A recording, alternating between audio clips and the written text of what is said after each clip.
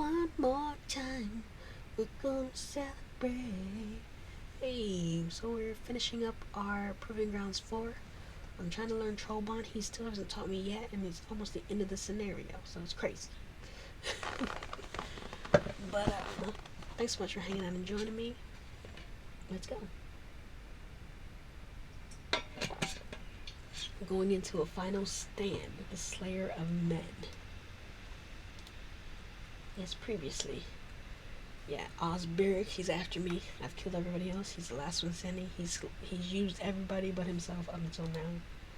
Let's go. The Sryth claw rapidly bearing down on you is merciless, cold-blooded killer. Ghostly faces of the countless victims of his cruel claws and deadly magic plague even his most shallow of slumbers.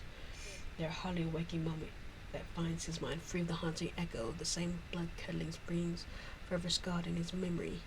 He is Osberic, a fearsome slayer of men. It's a gating. Swollen black portal opens silently to your left, and you leap into the Neverall Gate, reappearing moments later behind the unsuspecting Silver Claw. You deliver Osberic a well-placed blow from behind and momentarily staggers him, but the fearsome troll's quick to turn and counter your attack. Osberic snarls viciously, tines of energy crack from the tip of his staff as the savage Silver Claw engages you. Or he's dead. Osberic staggers forward, a torrent of blood spills out of his fang-filled mouth. He mutters something in troll tongue, and he and his staff simultaneously burst into flame. In less than a minute, all that remains of the mighty Silver Claw is a tall pile of black ash. Before you have time to contemplate the enormity of your victory, a new danger presents itself. At least a dozen Silver Claws, about twice that many wolfkin, emerge from the forest and steps to the clearing. The fearsome battalion of beast roars and howls as they set off across the field towards you, closing in at an unnerving rate. Turn to cast a glance back at Jerry, but an instant savage blows the back of your skull sends you sprawling face first to the ground. You're out before your head ever strikes the earth.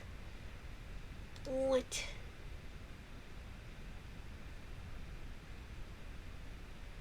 You wake at the sight of a smell of pungent smoke, a throbbing pain in your head, and the sound of men laughing. Confused, you prop yourself up on your elbows and survey the unexpected but altogether welcome scene unfolding in the grassy clearing. 20 yards away in the middle of the clearing is a roaring fire fueled by blackened carcasses of both trolls and wolfkin. Several men whom you recognize to be border rangers are busy tossing the corpses of the slain beasts into the blaze. The two of them warn that the boot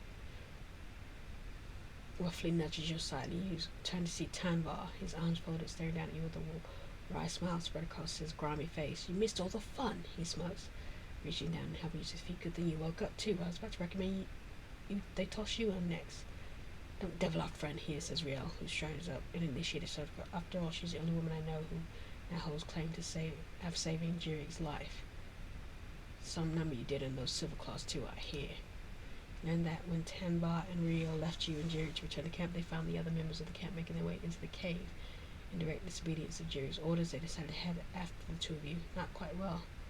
That you're likely to face more danger than could ever have been expected. Came to the caves and found a Silver Claw standing over you, and small armored trolls and wolfkins about overrun both of you. Luckily, we had a nice open space to lay into them without Troll-Bonts. They're more effective against trolls, you know, but they're not bad at cracking skulls in general, and all the credit's yours then, said the border ranger as he strode up and placed his hand on Tanvar's shoulder. Surely you thought better of your fortunes when we showed up. In fact, I have to go as far as say you looked a bit beleaguered in amongst all of those beasts. Bite your tongue, lad, scowls Tanvar, playfully placing his hand on the hilt of the sword. If you'd like to be at all beleaguered yourself, you'll press on with your charming sass. I can see to you, father, spoke the young ranger, throwing up his hands as he steps away. There's burning to be done, and tiring myself for the few minutes it would take to land you on your backside would only delay the cleanup of this mess.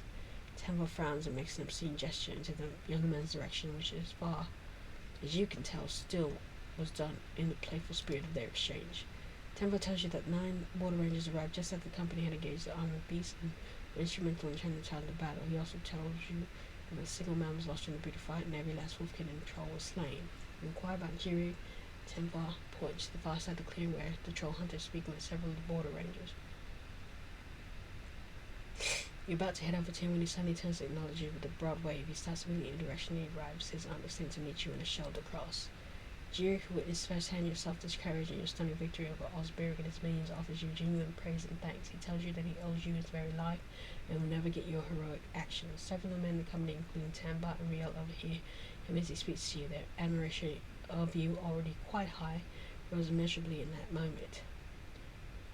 I'm just saying, girl could have used gating and been on the other side of the clearing that they were showing up in, and then she could have been like arrows, noose, noose, noose.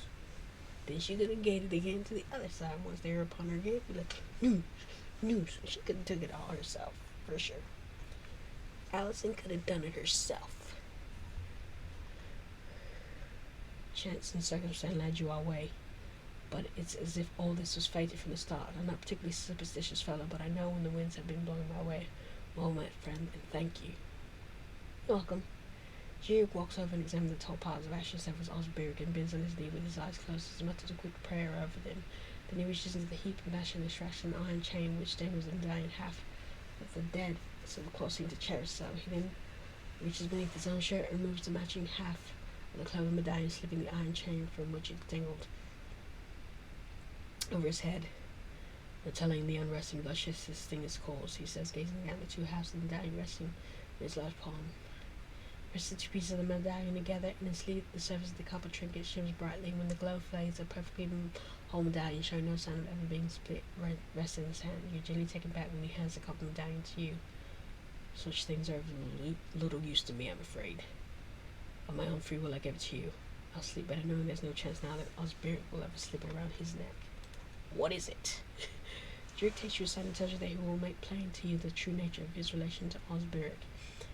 You swear to secrecy in the matter, and he relates to you something he never imparts to another living person.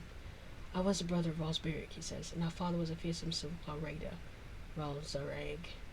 Osberg was the last of my living kin. In his death I can finally close the dark chapter of my life. But Jirik is indeed a Silverclaw. He is silent for several minutes before finally responding. One time, yes, he says almost apprehensively. Who I was then is dead and gone. All that remains is what you see now. Perhaps one day I can explain further, but for now, let that be all that is said about it. You're a good friend, Allison, I'm glad to know you. Jirik turns and watches the border rangers and a few of the men toss the last of the carcass under the burning pile. Turn around to the company and head out of here. After all, we're still in the thick of troll country, you know?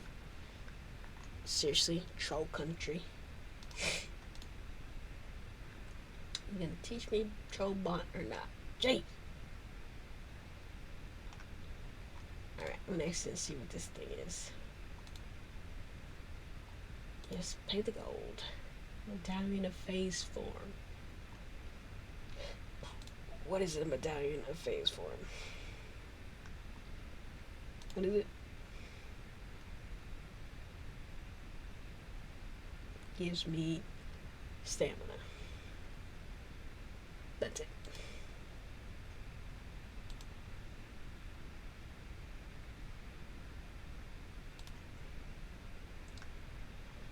Yeah, right. What I'm gonna do is go to my castle and drop some stuff.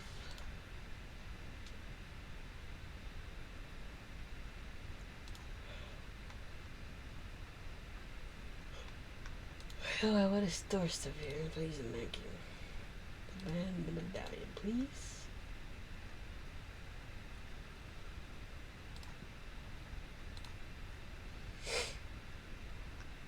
Alright. Go back to the coachman and go back to Hawklaw. Alright, we're gonna save because it's been a minute. And let's keep going on the proving grounds. The Blood Stripe Clan. For the better part of a month, you prowl the wilds of Western Tisa with Jirik and his crew, collecting a vast array of grisly trophies as trolls, ogres, and occasional goblin fell prey to the company of master huntsmen. Late one afternoon, you and Tanvar are returning from a scouting mission when you encounter a band of 5 forest trolls deep in the woods. The fearsome creatures, each with a stripe of dried blood painted down the center of his face, roar in unison and immediately start towards you. I've heard of this back, says Tanvar, as the two of you prepare to engage the trolls, the Bloodstripe clan. They've been called. They've been an unpleasant fixture about these parts for some time. Let's have a go at cleaning that up. The 5 trolls suddenly break into a charge. 2 of the beasts rush at Tanvar, while the other three bear down on you. I'm just a little girl. Why are you three in me and two in him? Using the rugged terrain to your advantage, you position yourself so that you only need to engage one of each of three trolls in turn.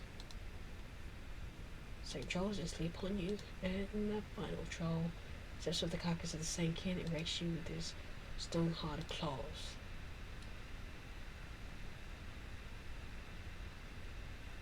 Well then, that settles that, says Tanvar, leaning on his Troll-Bont. He carefully searches the surrounding forest. When he's certain that it's safe, he sets about skinning and deboning the troll carcasses. When he's finished, he packs away the grim remains and kills and turns to you.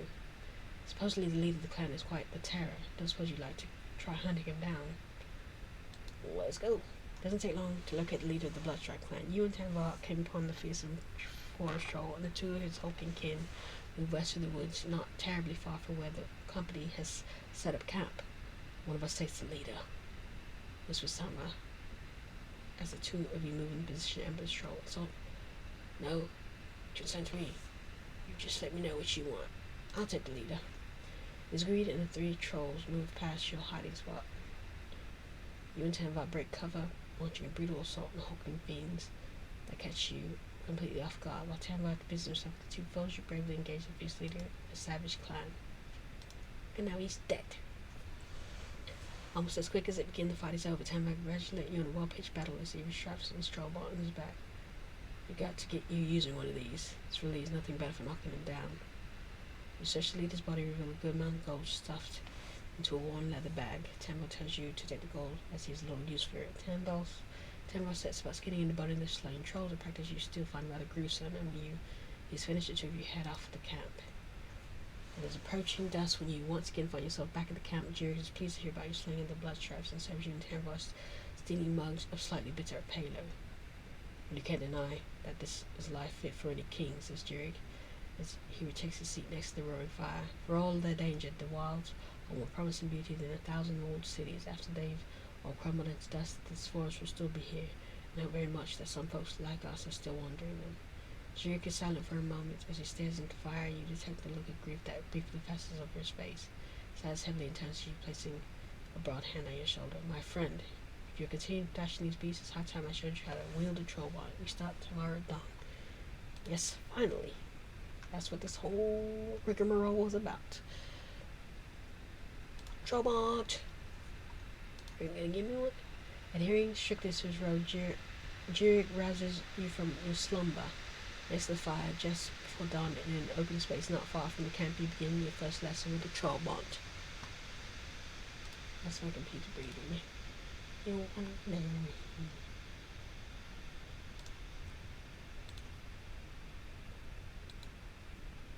After several days between hunting expeditions and the duties of the camp, Jerry teaches you the art of wielding a Troll-Bont.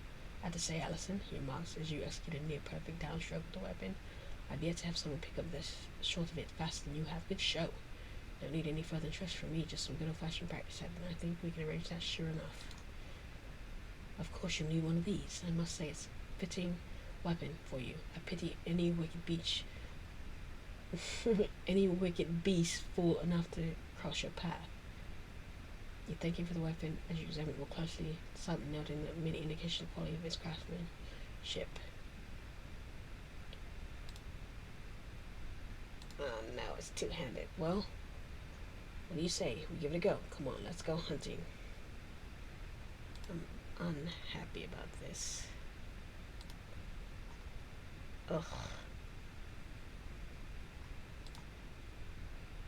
Within an hour, you and Jerry are deep in the forest east of the camp, following the trail of the lone troll. Jerry pauses at the top of the small rise, crouches down, punching to the north. Following his finger, you spot a massive troll moving slowly through the trees, stopping every few steps to tilt its head skyward as it sniffs the air. He knows we're here somewhere.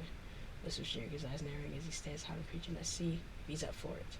Duke rises and strides boldly down to the opposite side of his rise, making as much noise as possible each step he takes. He follows suit, trampling along noisily behind him. The troll spins in your direction, snarls loudly, and begins lopping toward you. It's all yours, Allison. He draws and holds the Troll-Bont. You place your foot and bravely hold your ground, and fearsome forest beast charges it into melee range, roaring and wildly swiping at you with its deadly claws. Dead. That's putting it to him, said Jerry as he read the skins. Sooner or later we'll go to Southdown Keep and dispose of I'll take for some gold.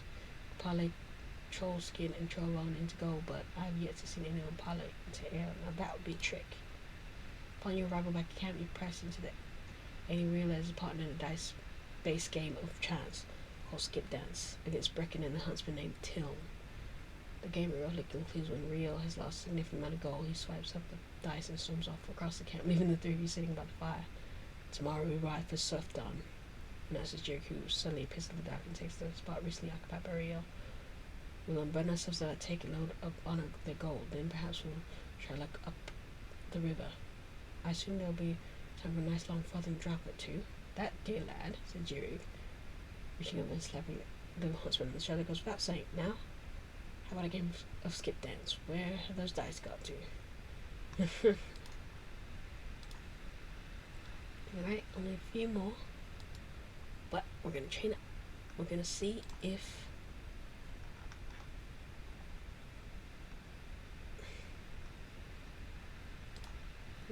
my guy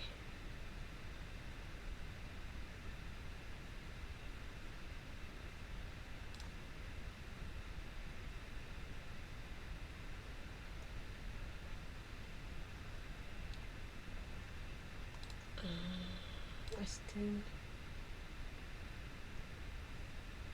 We're going to see Tally here. Thank you. Has a Troll-Bont.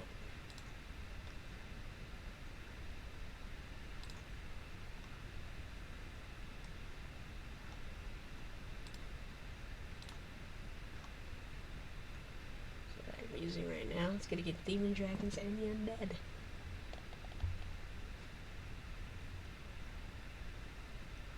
Oh, this is good against trolls.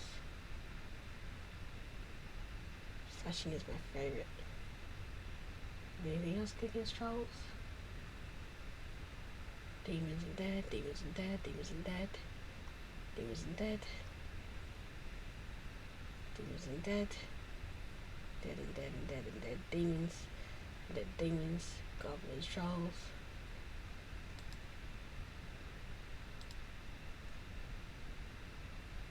Demons, demons and dead, dragons.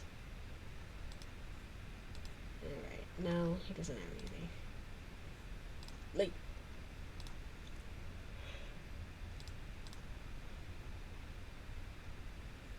We'll hit it back to Folklore,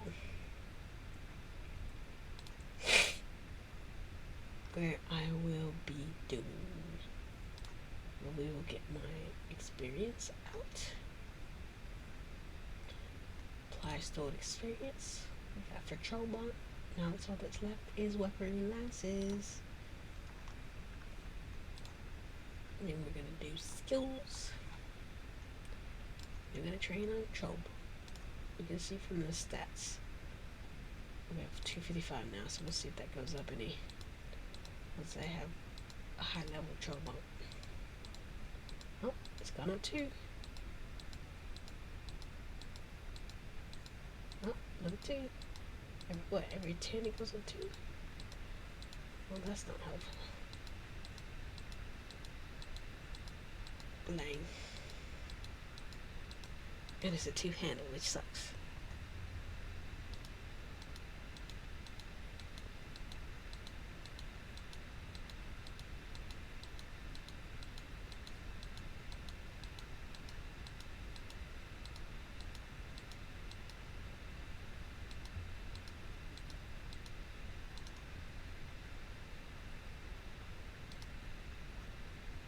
Okay. Let's see, what do I really want here? I think necromancy would be nice. Alright, anything else I can do? I don't have experience for anything else.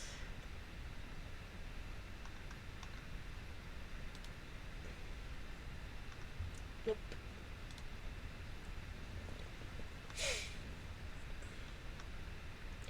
So I got up to 271 from raising my skills there. What time is it? Alright, let's finish this proving ground. We'll finish it with the Troll-Bont or whatever. For 2 days, the company rests at Sryth Keep, an honored guest of the fortress Lord General Yilbin, the grizzled warrior whose duty it is to extend the protection of the crown to the kingdom's outlying western settlements, has come to value Jirik and his band of huntsmen as staunch allies in the fight against the beasts of the wild. Travelers pass through the part of the king often seek refuge within the keep's walls while they rest from the road. It is amongst these folks that Jirik always manages to find merchants eager to buy bones with his kidneys and master in his recent hunts. This time is no difference. Not about telling it all, he says, pulling you aside and presents you with a large coin of gold. There's a double share for you, Allison, and I'm not spending all on wine and song. Too soon it is time to leave Sryth and resume the hunt. Jerry tells you that he will take the company north and east and hunting his way towards Sryth. You agree to remain with him on the hunt until Sryth, after which you tell him that you must at last get on with your own affairs. Can't convince you to stay on then, he says, grinning cockily. We'll see, my friend. The hunt's not as easy a thing to give up. We'll see. 2 days out of Sryth finds you standing at the base of a rocky slope in the dense section of the forest. Early one afternoon, while Rio and Brecken mount the hill in an attempt to learn of a group of trolls you've been tracking are somewhere on the other side. Suddenly both huntsmen turn and dash headlong down the slope, pursued by 6 roaring forest trolls. You step back from the base of the hill and assume a combat-ready stance, preparing to make a stand to the 2 companions. Much to your dismay, 6 more trolls hurtle over the top of the rise, the savage roars echoing ominously off the surrounding trees. This is just the start, pants Rio as he draws up to your side and raises his Troll-Bont. You should see what's on the other side of the hill. A whole pack of them. Gasps Brecken, who tosses his Troll-Bont aside in favor of a wide-bladed axe. Odds are still on us, I'd say. Grit your teeth and prepare a brutal fight as the first 6 trolls charge onto the 3 of you. Yeah, that's for Bont. Down with it.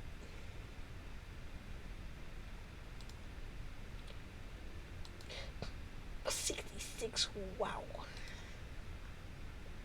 Covered by the blood of your slain foes, you rush to Brecken aid as he struggles to put down the second of the trolls. His face, your timely, well-placed blow sends the ferocious beast falling to the ground, where the young woodsman cleanly removes his head.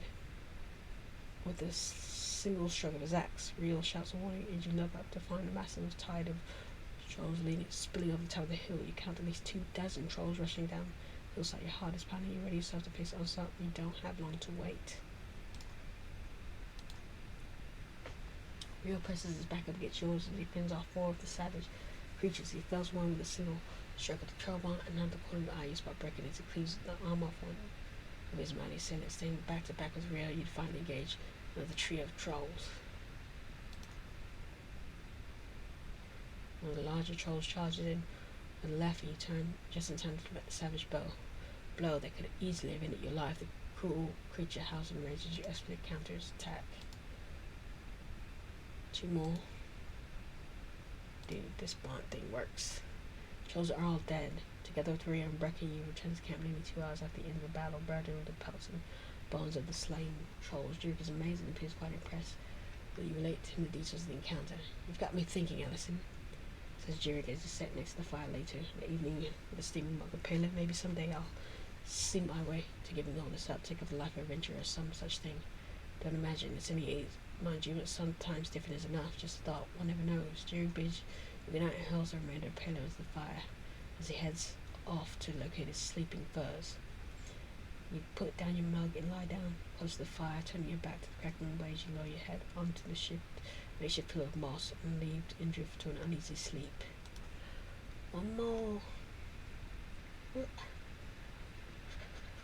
There's one more. The Ridge, Part 1.